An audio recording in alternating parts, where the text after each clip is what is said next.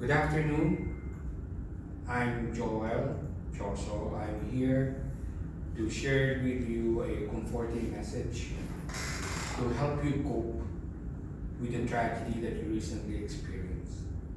And during these times, a common popular question that's hurting people to answer is whether this came from God.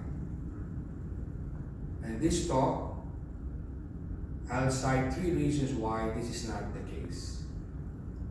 And after this talk, you should feel comforted that God cares. When religious leaders are asked why these things happen, why did you lose your family members in tragedies, they often say this: it's God's wake-up call. Maybe your family forgot God for a long time, so God sent this tragedy to wake you up. This makes people angry while they're hurting, because God appeared cruel to us on our times of distress and tragedy. But the good news is, I'll show you the 3 reasons why this is not the case. Let me move on to the first one.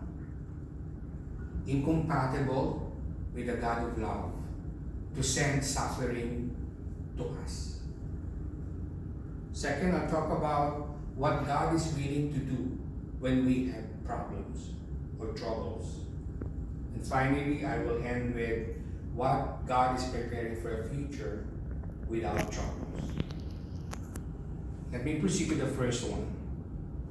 I'll share with you a Bible verse that explains God's point of view regarding our suffering or troubles. For example, in this quoted verse, it advises us not to say this when we are experiencing trials or troubles. What are we not to say? I'm being tried by God. Why? The verse explains that God cannot be tried for evil things.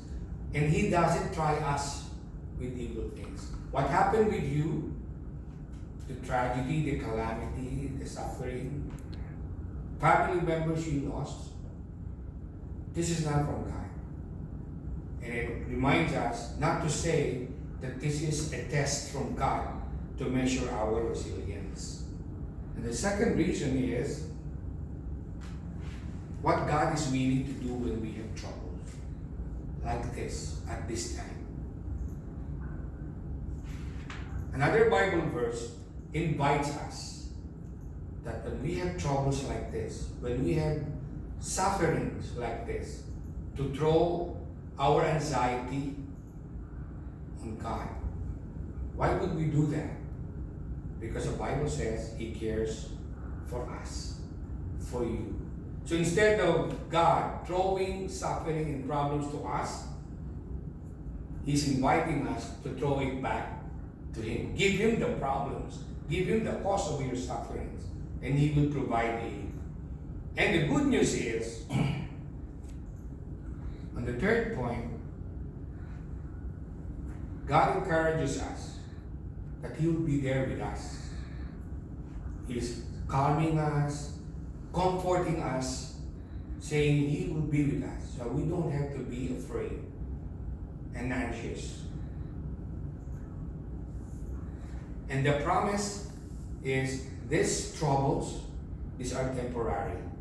He promises that He will wipe out every tear from our eyes. That will be no more mourning, nor outcry, nor pain be anymore. There will come a time in the future, God promises, all these things will pass away. So, in summary, we realize that it's incompatible with the God of love to think that He sent this calamity to us and killed your family members. No, that's not true. Instead, now that we are suffering with the loss of our loved ones, loss of our property, God invites us. Talk to Him.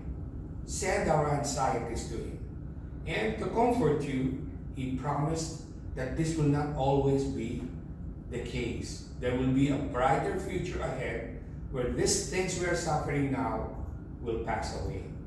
So, if this enlightened up your feelings, and gave you hope moving forward, we can have another session to talk about another important question. If God does not cause suffering, why does He allow it? And I'll do that in our next session. Thank you.